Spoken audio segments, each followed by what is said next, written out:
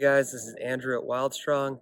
Today we're going to talk about gorilla rows, which I think are one of the best movements for outdoor exercise classes. One of the things that anybody who's programmed these classes before has found is that it's very hard to get a good ratio of pushing to pulling. So with lots of experimentation, we figured out different things that work and don't work. But I think the gorilla rows are a really nice movement for getting good quality movement, pulling in the upper back, biceps, and lats. So we're going to show you what the movement looks like and why it's better than other options.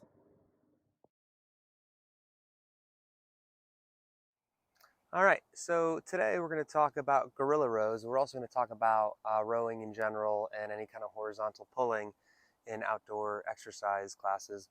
Um, as you've probably already found out, sometimes it's very hard to program pulling, especially a good ratio of pushing to pulling. If you're using weights and kettlebells and you're outside, it's almost natural. You're going to get a lot of legs. It's easy to get your knees, your quads. It's easy to get your hamstrings and your hips. It's easy to get your shoulders and your triceps.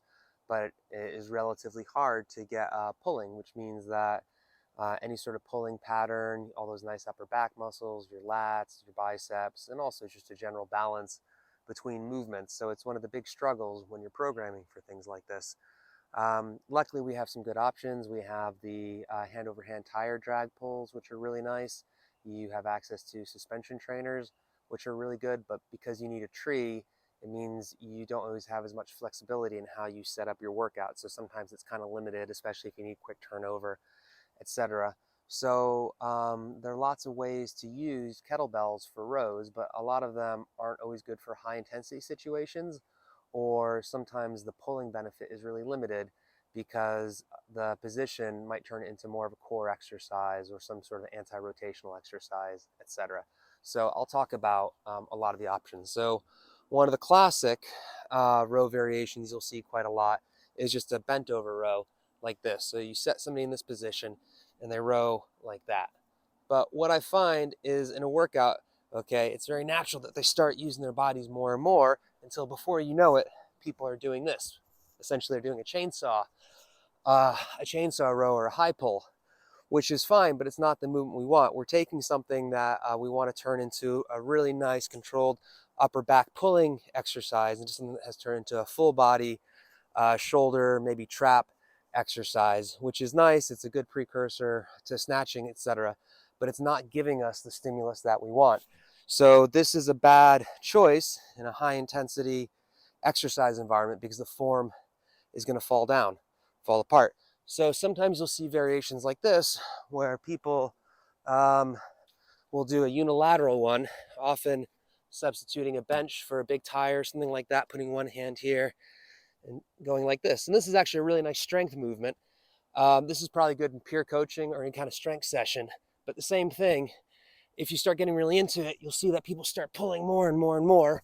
And they're getting most of the pulling through rotation, which you can make good and bad arguments for. But at the same time, again, it's not the stimulus we want. And under pressure, under high intensity, the form is going to fall apart.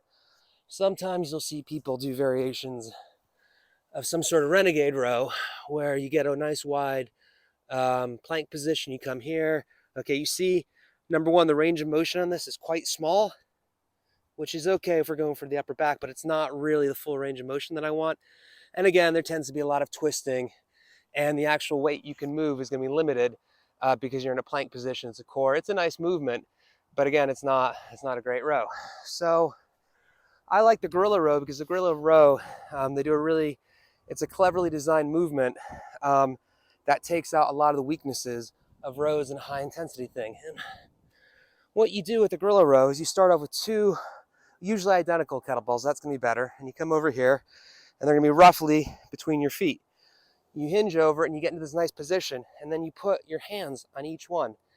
And what you do by putting your hands on each one, you've created an anchor where you're going to stop your body from twisting.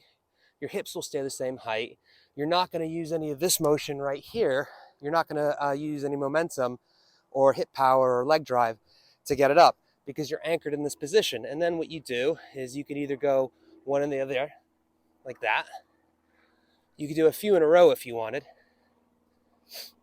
I prefer to alternate.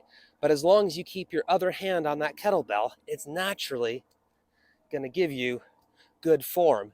It makes it almost impossible for me to twist.